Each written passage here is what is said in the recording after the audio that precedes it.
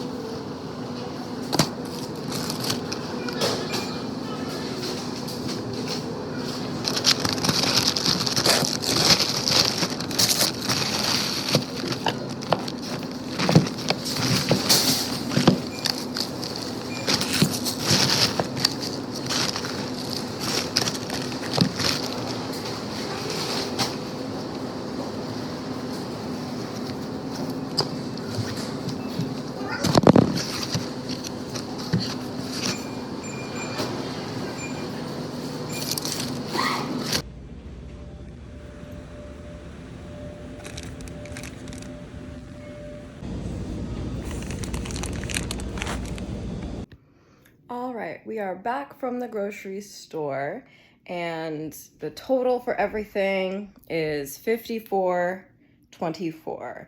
So we're $4 over budget, but let me go ahead and show you what I got and tell you the reason why we are $4.24 over budget. So this is everything that I got. I got some strawberries, some hash browns, some chicken, bread, peppers, zucchini, some diced tomatoes, some peanut butter, some hot sauce, some beans. I am making black bean tacos with a spicy hot garlic sauce with some peppers and rice, and I already have the rice. I got the bread because I like to make peanut butter and jelly sandwiches sometimes to bring to work or just as to have like a snack. And I also got the cheese to put on the non-dairy cheese because I'm non-dairy. I got the non-dairy cheese to put on the tacos. I'm also making as my sweet treat today pumpkin pie muffins. So I bought the non-dairy dark chocolate chips with the pie mix. So that was at Whole Foods. So that brought us to $17. So I could have gone without that. But I wanted to make a nice fall snack for myself because I believe that you should always have like a sweet treat still for yourself, and that still can be in the budget. I bought the off-brand Red Bull for my workouts. I could have probably also gone without that as well, but I do like to have these as a little bit of boost of energy. Bought some cereal and some almond milk as well. And then chicken, because I'm making hot honey chicken, hot honey garlic chicken with rice, and I also already have the rice. So, and usually for breakfast, I like to have hash browns, eggs, and strawberries, and I already have eggs, so I did not need to buy more eggs on this grocery trip, but I will need to buy eggs on my next grocery trip. So that is my grocery haul for this week. And I will be meal prepping later today, so I will walk you through kind of how I use my groceries for the week. So yeah, I'll see you soon.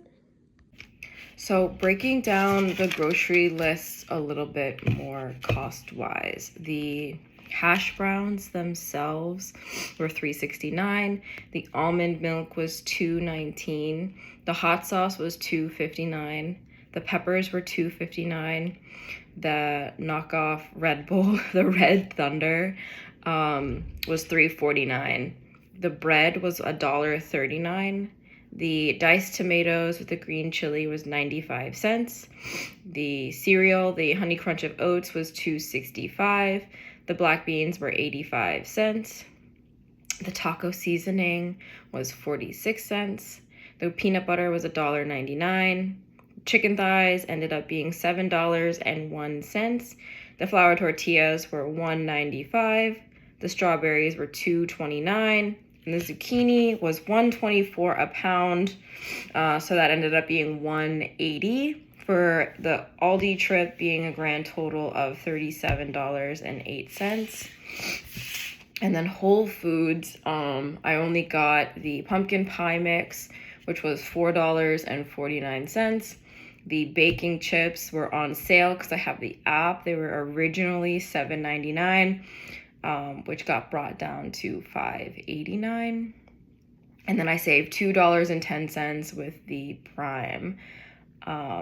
And then the non-dairy cheese was $5.99. So with the $2.10 savings, everything came out to $17.21. So that brings that to $54.24 as this week's grocery shop.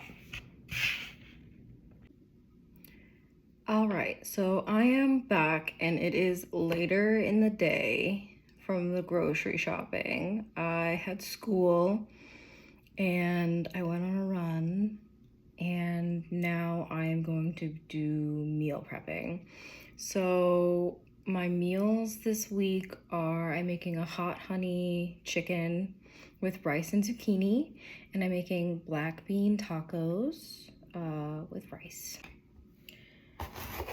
So I like to grocery shop every week because it helps me stay on track with my meals, and it helps me stay on track with my budget as well. So I rarely grocery shop for more than a week at a time, because if I grocery shop for more than a week, I find that I overspend a lot, and food goes to waste. And by grocery shopping every week, like, I'm reducing food waste as well, and my budget is a lot happier with going every week.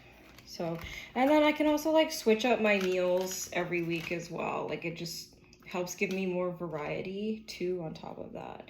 And then I'm also training for a marathon, so it helps kind of break up the monotony of meal prepping as well. And I know like a lot of people don't really love meal prepping in general, but I find that it's been really helpful, and You know, the meals that I've learned to make are really tasty. I get my recipes a lot from Pinterest. And I also just like Google my recipes as well. I'll like look them up like a week, like the week of previous. And then I'll just kind of like go from there when I do my meal prepping. And then I'll like make my grocery list from that. And I'll like assess like what I already have in the pantry and go from there. Because I already bought a big bag of rice when I first moved into my apartment. I've been living here for like 2 months now. And I bought a big bag of rice when I first moved in. And I've been using that since. So it's been really easy to keep track of my meals and my intake that way.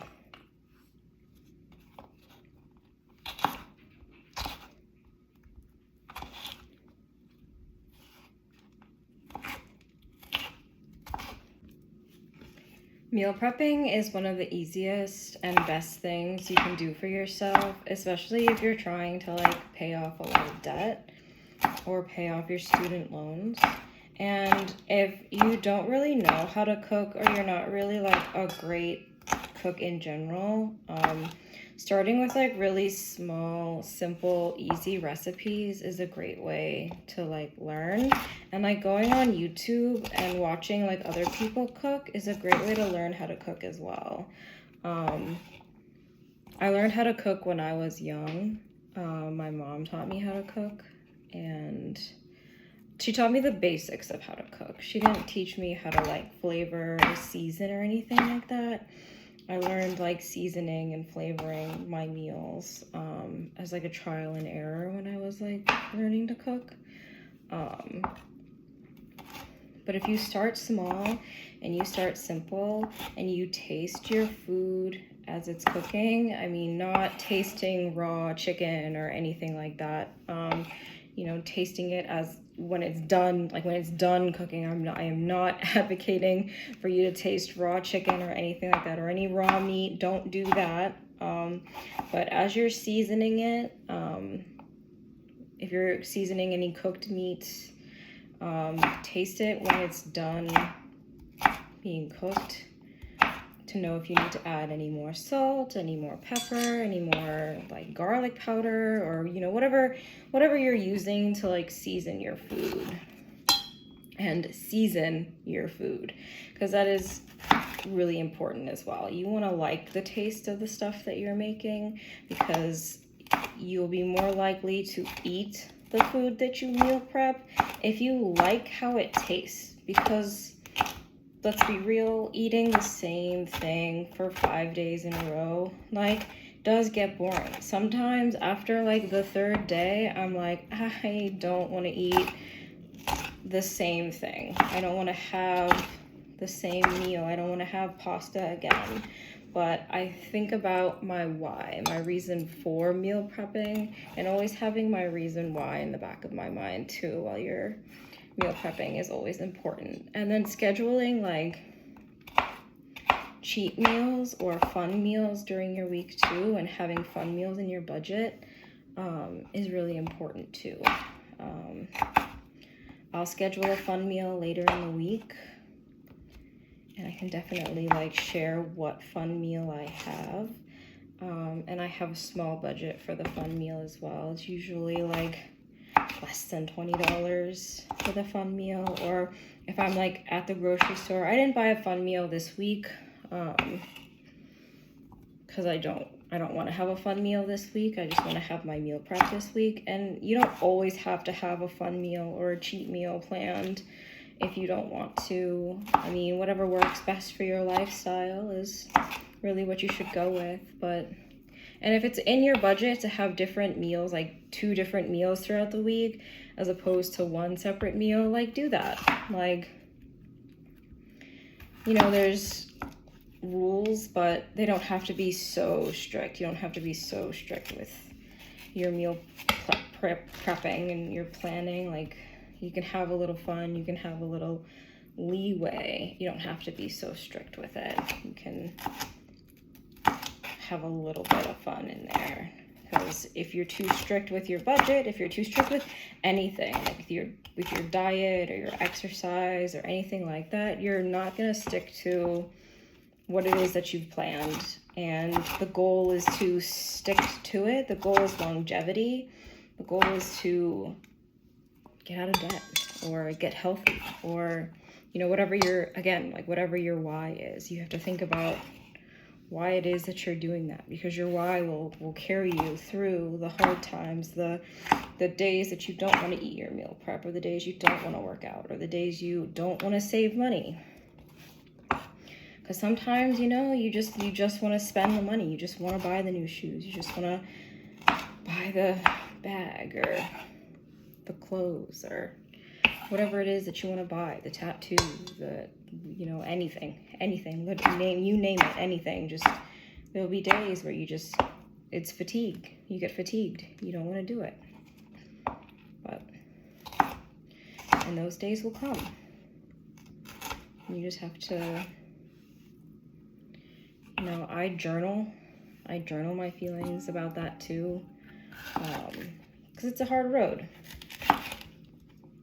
But it's worth it in the end, because when you're debt-free, or when you've paid off that first credit card, or, you know, you've paid off, you know, a large chunk of your student loans, and you see that number go down, you'll start to feel better. You'll start to recognize that why, and you'll start to be like, okay, yeah, like, this is working. This is working for me, and this is good. This is why I do this, you know. And when your savings go up, and then you can go on that vacation, you know, guilt-free, debt-free, you know, or you just can do whatever you want, you know, and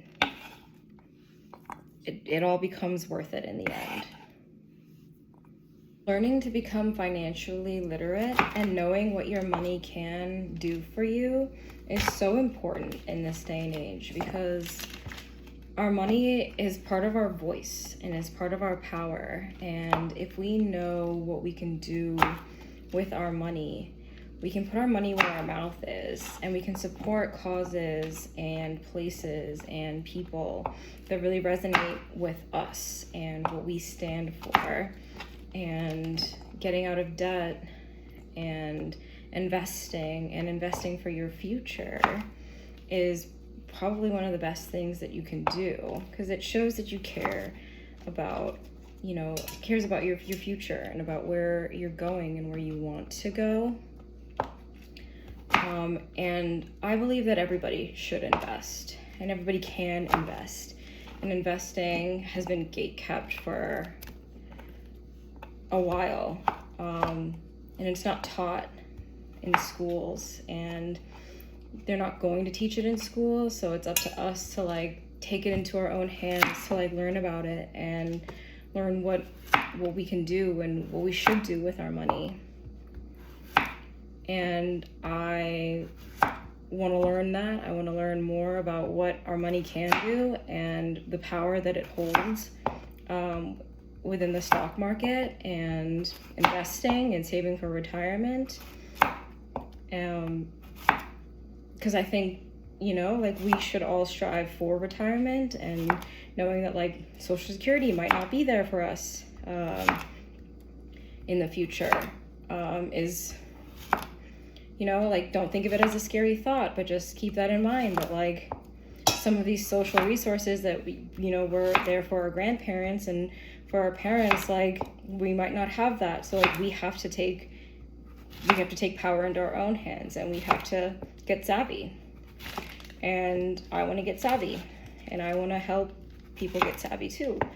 So if this video helps anybody, you know, I'd love it to help somebody, you know, to let people know like it's possible to, you know, stick to a budget, and, you know, that it's possible. Like, I didn't start learning about money and investing and what money can actually do for you until I was 27. And everybody says, you know, start investing when you're 18. And, you know, not everybody has the luxury of investing when they're 18. Not everybody knows about this at a young age and can do something about it.